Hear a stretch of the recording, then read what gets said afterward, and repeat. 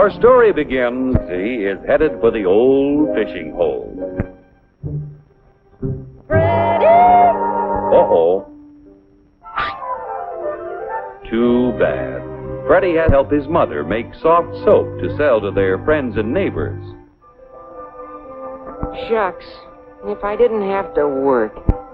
Think of all the fun I could be having.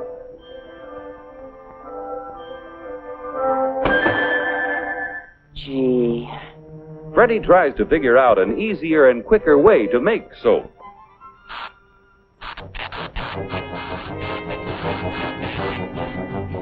He goes to work to make his dreams of fun come true.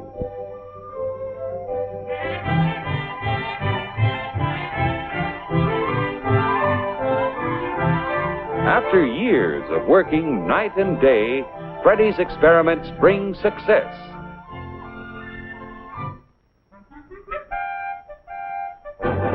Soap in cakes. Pretty soon, word gets around to the housewives who want shorter, easier wash days and cleaner clothes. Freddie's soap is just what they need.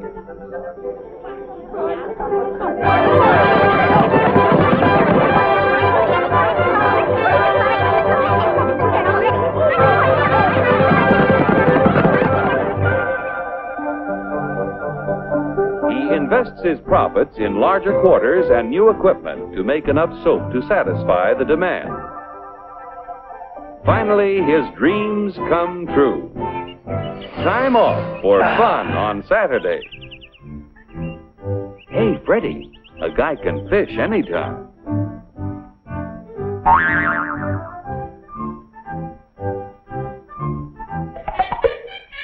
23 skidoo. Goodbye, Freddie. Hopelessly in love, he wants to make good in a big way. So, back to work. As the company grows, it brings the railroad and other businesses to town. Increased property taxes from the thriving community help to build better schools, streets, parks, libraries, playgrounds, and waterworks. Taxes even help to provide more and better governmental services, such as police protection.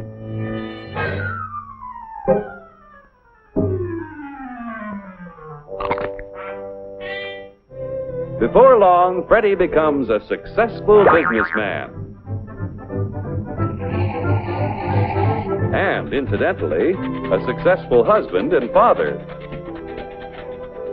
Fudsy's expanding company creates all kinds of jobs that never existed before.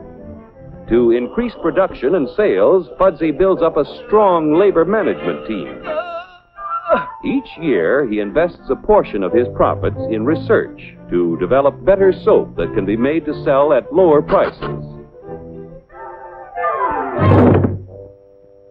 The Fudsy Company continues to grow with the years because it makes a good soap, which in competition with others sells at a fair price. Competition forces each manufacturer to improve his product, to sell it for less, and to give the consumer more for $1 than his competitor. And Fudsy is hard to beat. Finally, he gets so many orders he realizes that one factory simply can't meet the demand. His profit motive starts sparking to figure out a way to increase production. He forms a corporation and issues stock to raise money to build factories from coast to coast. Fudsy's employees have faith in his management and back him with their savings. Banks loan depositors money to help finance the expansion program. Insurance companies loan the funds of their policyholders to help build the factories. Stock exchanges act as a clearinghouse for people from all walks of life to buy securities. Before long, everybody gets plenty of soap. At last, Fudsy's success is complete. Soap City! The profit motive, which drove Fudsy to accomplish so much, may bring out the evil as well as the good.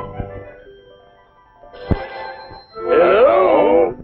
Fudsy, old boy, I've got a great idea. Between us, we control 70% of the country's soap sales.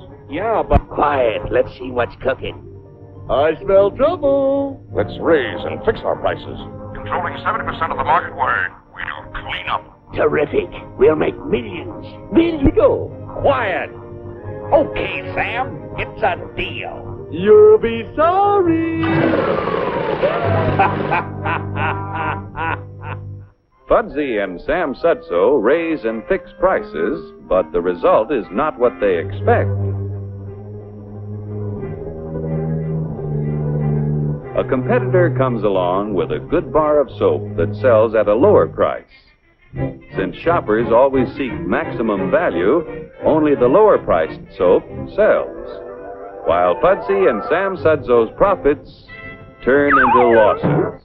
99 times out of 100, competition works. When it doesn't, the government steps in to prevent monopolistic attempts. That was a tough break. Now the next time...